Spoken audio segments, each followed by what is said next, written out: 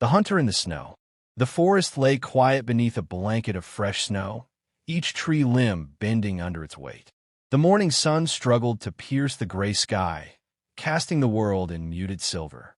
Elias Carter moved cautiously, his boots sinking slightly into the powder as he followed a set of deer tracks. The cold bit at his fingers, but he welcomed it. It reminded him he was alive, that he still had purpose, even in the isolation of his frontier cabin. Elias was young, only 22, yet the wilderness had hardened him. He carried a long rifle slung over his shoulder, but more than his weapon, he relied on instinct honed over years of solitary hunting. Loneliness was a constant companion, but it was familiar, comfortable in its predictability. Still, there was a quiet ache within him, a longing for connection he did not dare voice, even to himself. Far from the cabin, on the edge of a ridge, Aiyana Nez stumbled, her foot catching on a hidden root. She fell hard into the snow, and a startled cry escaped her lips. Wolves circled nearby, their eyes glinting hungrily. She scrambled to her feet, heart pounding, realizing her attempts to avoid the men in her own village had led her into the forest's hidden danger. Aiyana was striking in the way only youth and courage could create. Her dark hair whipped across her face in the cold wind, and her eyes, sharp and wary, scanned the tree-line for escape. Her life in her arranged marriage had been suffocating. Though she had tried to honor tradition, she often found herself yearning for freedom, for moments that reminded her she was more than a duty or obligation. Today, freedom had betrayed her. The growls came closer, low and menacing. Aiyana's breath misted in the frigid air. She backed against a snow-laden pine, feeling the encroaching circle of wolves tighten. Every instinct screamed to run, yet the pack's silent coordination rendered her escape impossible. Panic rose in her chest, but before despair could fully take hold, a figure emerged through the gray trees. Elias spotted the wolves first. The unnatural silence between predator and prey set his nerves alight. He crouched, taking careful aim, not at the animals but at a plan that might save the woman he had never met but instinctively knew needed him. The rifle discharged once, a sharp crack that echoed through the forest. One wolf yelped, retreating slightly, its companions momentarily confused. Elias moved quickly, throwing snow at the nearest one, distracting them long enough for Aiyana to leap behind him. Breathless and wide-eyed, she barely had time to register the man's presence before he pulled her back into a small clearing. The wolves hesitated, uncertain. Then, with another shot and a commanding shout, Elias drove them further into the shadows. They vanished as suddenly as they had appeared, leaving the forest in tense silence once again. Aiyana sank to the snow, shivering, tears mixing with flakes on her cheeks. Elias knelt beside her, offering a blanket from his pack. "You'll be safe now," he said, voice low but steady. His eyes held a quiet intensity, not of arrogance, but of concern. I thought I was done for," she whispered, her voice trembling. She studied him, noticing the way his hands were steady, the calm in his stance. There was something about him, reliability, strength, and yet a gentle restraint that drew her gaze. Elias helped her to her feet. "You shouldn't be out here alone," he said softly, though he recognized that scolding would be futile. Her defiance, her courage were part of who she was. "Come with me. My cabin isn't far. You can rest, get warm." She hesitated. Trust was a luxury she had been denied in her life. Still, the sincerity in his eyes, the promise of safety, outweighed the fear. "All right," she said, voice barely above a whisper. The walk to his cabin was quiet, save for the crunch of snow beneath their feet. Neither spoke much, yet a strange understanding passed between them, a recognition of shared solitude. Elias kept glances on her, noting the tension in her shoulders, the way her eyes darted at every sound. Aiyana, meanwhile, observed the hunter, his careful movements, the way he seemed to belong to the wilderness, yet somehow carried an aura of gentleness that contrasted with the harshness around them. By the time they reached the cabin, the sun had begun to dip below the horizon, casting long shadows across the snow. The small wooden structure, simple and sturdy, promised warmth and security. Elias opened the door, gesturing for her to enter first. Aiyana stepped inside, feeling the contrast of heat against her frozen limbs. She turned to look at him, a mixture of gratitude and curiosity in her expression. Elias met her gaze, a faint, almost imperceptible smile tugging at his lips. Neither knew what the future held, but both felt a quiet acknowledgement. This meeting, born of danger, would change their lives. As the door shut behind them, the forest outside fell silent once more, the snow continuing to drift. But inside, warmth and the first stirrings of connection promised that this night would linger in memory far longer than the cold ever could. Shadows of the past. The cabin smelled of pine and smoke, the warmth of the small hearth reaching into every corner. Aiyana sank onto the worn rug before the fire, letting the heat seep into her frozen limbs. Elias moved to stoke the flames, each crackle and hiss echoing in the small space. Silence hung between them, not uncomfortable, but weighted with unspoken questions. Neither had yet named the storm of emotions that had begun with her rescue. Aiyana studied Elias carefully. The lines of his face were sharp yet softened by youth. His eyes, dark and attentive, seemed to hold both strength and restraint. She realized she had been alone in a cold, unfeeling marriage for too long, and here, in the glow of the hearth, she felt an unfamiliar safety. Her fingers brushed the edge of her coat, unsure how to act in the presence of someone who had saved her life, yet remained a stranger. Elias glanced at her, noticing the subtle tension in her posture. "You shouldn't have wandered so far," he said quietly, not as a rebuke, but as concern. "The forest isn't kind to those who travel alone, especially this time of year." His words carried more than caution. There was an undercurrent of understanding, as though he recognized a part of her longing he himself carried. Aiyana hesitated before replying. "I needed to escape," she admitted, her voice low. "Things at home, they're complicated. I needed air, and I didn't think the wolves would find me." Her confession was tentative, yet in the safety of his cabin, the wall she had built around herself seemed to weaken. Elias nodded slowly, choosing his words carefully. "We all carry burdens," he said. "Some we cannot set down, no matter how far we walk. But you don't have to face every danger alone." There was an honesty in his tone that made her heart flutter uncomfortably, a sensation she had long avoided. For a few moments, they sat in silence, the fire's glow reflecting in Aiyana's eyes. Then, tentatively, she began to speak of her life with her husband, the cold politeness that masked the absence of affection, the weight of traditions that felt more like chains than guidance. Elias listened without interruption, each revelation drawing a quiet empathy from him. His own solitude, usually a source of comfort, now made him acutely aware of her vulnerability and courage. She paused, catching herself in mid-thought. "I shouldn't be telling you this," she murmured, looking away. "You've risked enough by saving me already." Elias shook his head. "No," he said firmly. "You're allowed to speak, to be heard. That's not a risk. That's necessary." His voice carried a gravity that made Aiyana look up at him, surprised at the depth of care she found in his words. Outside, the wind picked up, rattling the cabin's thin windows. Aiyana jumped slightly at a sudden tap against the door, but Elias was already moving, checking the latch and peering into the fading daylight. Nothing remained but the snow drifting silently across the frozen landscape. Yet even in the calm, both could feel a tension lingering, the sense that their meeting had not gone unnoticed.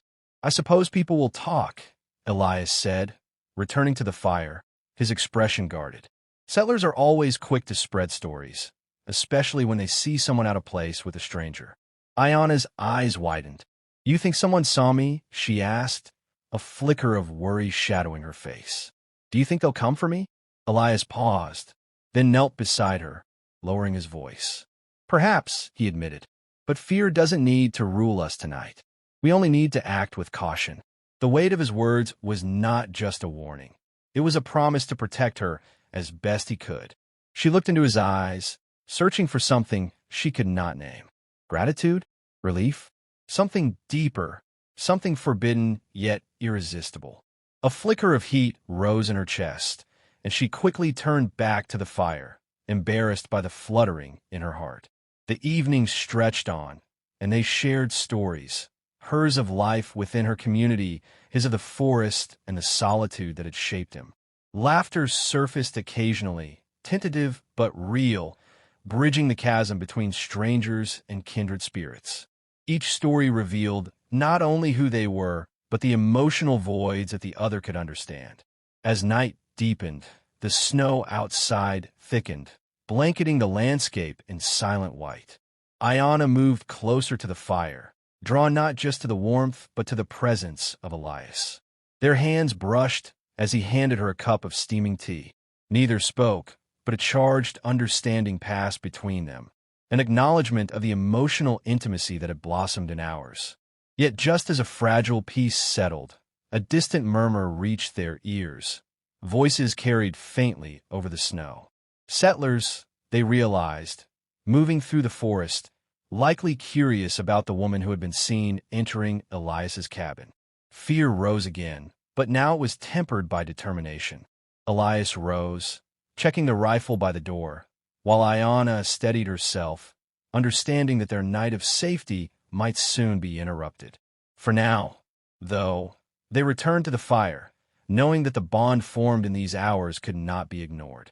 Outside, shadows lengthened over the snow, hinting at the approaching confrontation, while inside, warmth and unspoken emotion promised that their story was far from over. Encircled by shadows, the wind howled like a distant warning, rattling the thin wooden shutters of Elias's cabin. Outside, the snow obscured the forest's familiar outlines, yet shapes moved in the whitened distance. Voices carried faintly over the drifted fields, settlers, drawn by curiosity, suspicion, or jealousy. Elias stood by the door, rifle in hand, heart steady despite the rising tension. Every instinct told him that this was more than a simple visit. The rumors would have reached them, and not all would understand what had truly happened the night before. Aiyana stepped back from the hearth, sensing the sudden shift in the air. Her pulse quickened. Though she had been grateful for Elias's protection, she now understood the danger that lingered beyond the cabin walls. The stories whispered in her own village. The notion of impropriety, of emotional entanglement, had the power to twist perception quickly. She glanced at Elias, her eyes reflecting both fear and trust, knowing that this moment would define the fragile safety they had built. Footsteps pressed into the snow, crunching with deliberate intent. A figure emerged first, Thomas Avery, leader of the local settlers. His expression was sharp, eyes narrowing as they met hers. Behind him, others fanned out, forming a careful semicircle around the cabin. The weight of authority in his stance was undeniable, but so too was the tension beneath the surface. Jealousy, unspoken past grievances, and the fear of losing control. "Step outside," Thomas commanded, voice firm but not loud, carrying an edge of impatience. "This ends now." Elias's grip on his rifle tightened, though he did not raise it. "She is not a hostage," he said, keeping his voice calm. "She stayed because she chose to. You are mistaken if you think otherwise." Aiyana's breath caught. The words left her both relieved and unsettled. She had not wanted confrontation, yet the truth had to be acknowledged. Stepping forward, she met Thomas's gaze. "I came here on my own," she said steadily, her voice carrying through the snow-thickened air. "I sought safety, not conflict. I did not escape anyone. I simply needed shelter." Thomas's jaw tightened. There was a flicker of recognition in his eyes, memory of the past, of desires left unresolved. "You should return with me," he said, though the command lacked certainty. His authority was undermined by the emotions he could not fully control. Elias took a step forward, positioning himself subtly between Aiyana and the settlers. "No," he said, firm but measured. "You do not speak for her. Only she can choose where she goes." The words were simple, yet the defiance carried weight. In that moment, he became more than a hunter. He was a protector of someone's autonomy, standing against a tide of social pressure and assumption. Aiyana's gaze shifted to Elias, admiration mingling with newfound respect. Here was someone who would not bow to the assumptions of the world, who refused to allow her voice to be drowned by the clamor of others. She felt a surge of emotion, conflicting and sharp, but she pushed it aside. Now was not the time for indulgence. The murmurs of the crowd grew louder, unsettled by the standoff. Old Man Rudd stepped from the group, hands raised in a gesture of calm. "This is folly," he said, voice raspy with age, but carrying authority. "The girl is safe. Nothing improper occurred. You are letting suspicion cloud judgment." Some settlers shifted uneasily, glances passing among them as the logic of his words began to take hold. Thomas's eyes flickered to Rudd, then back to Aiyana, a storm of conflict playing across his features. He had sought control, yet he faced resistance not just from Elias, but from the very community he had hoped to influence. His past feelings, unresolved and tangled, complicated his sense of authority. Aiyana took a slow breath, gathering her courage. "I'm not beholden to anyone who misunderstands me," she said, voice steady despite the cold. "I appreciate the concern, but I am capable of making my own choices." Her words were met with a stunned silence. Elias's chest tightened with relief and pride. The woman he had saved was asserting her voice, even in the face of scrutiny. A tense moment passed, the wind carrying the faint sound of snow-laden branches creaking. Then, quietly, Thomas lowered his gaze, recognizing that force would not sway her. The settlers hesitated, uncertainty rippling through the semicircle. Elias remained poised, eyes scanning each movement. But his mind was not on combat. It was on the delicate threads of trust and protection that had formed between them. The encounter reached a temporary pause. The settlers did not leave, but the immediate threat had dissipated. Inside the cabin, the warmth of the hearth contrasted sharply with the tension outside. Aiyana turned to Elias, a mixture of gratitude and unease in her expression. "Thank you," she whispered, "for standing with me."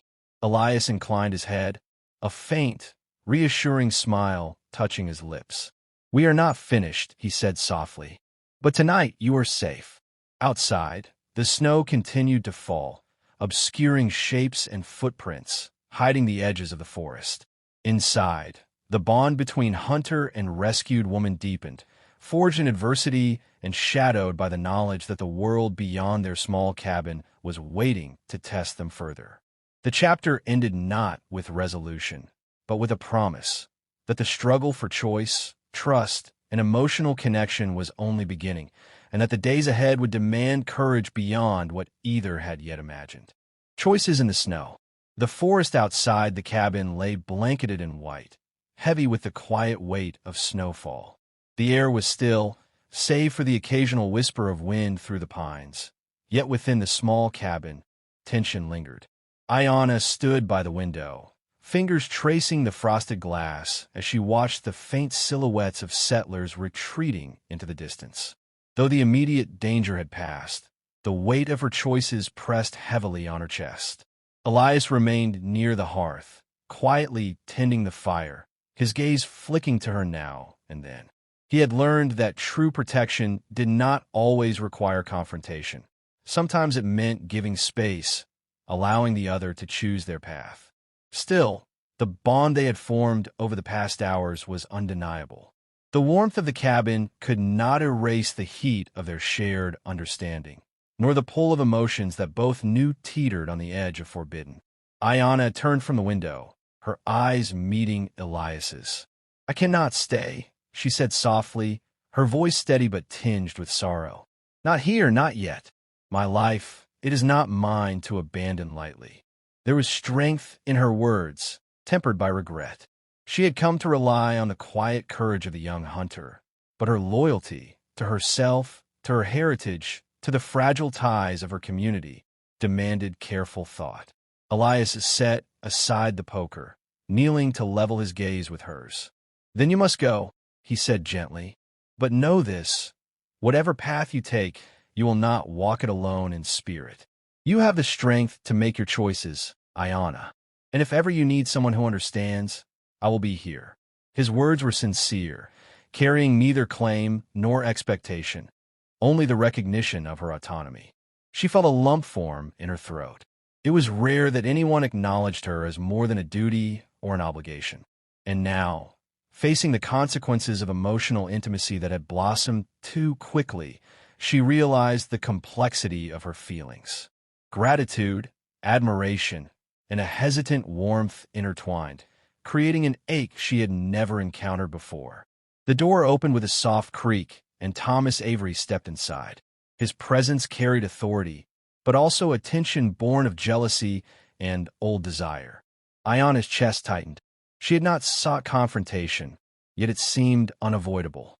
"I need to understand," Thomas said, voice low. "Why did you come here? Why did you put yourself in this situation?" Aiyana squared her shoulders, her voice calm yet firm. "I came for safety," she said. "I came for space to breathe. Nothing improper occurred. My choice was mine alone, not yours, not Elias's, not anyone else's to claim." Thomas's expression faltered, revealing a mix of frustration and guilt. Behind him, the other settlers remained at a distance, hesitant to intervene further. Elias remained silent, giving Aiyana the room to assert herself, a silent support that needed no words. Then Miriam Avery appeared, her presence commanding and composed. Her eyes locked on Thomas with a quiet accusation that cut deeper than any rifle or threat could.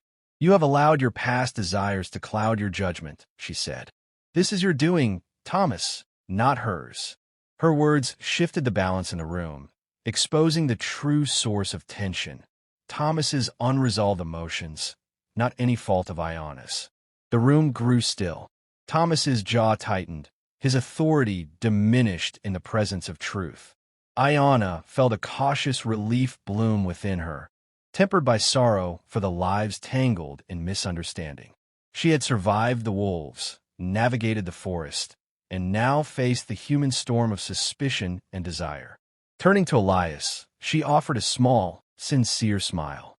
"Thank you," she whispered, "for everything, for saving me, for standing with me, and for allowing me to choose my own path."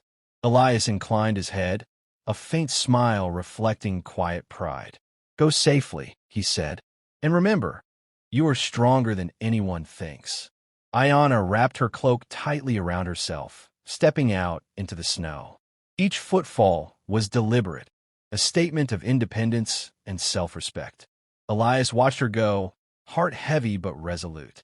He had learned that love and protection were not always about possession. They were about acknowledgement, respect, and the courage to let someone follow their own path. As the snow thickened, Aiyana disappeared into the forest, her silhouette fading against the winter-white landscape. The settlers retreated fully now, leaving the cabin and its young inhabitant in solitude once again. Elias closed the door gently, leaning against the wood as the silence settled around him.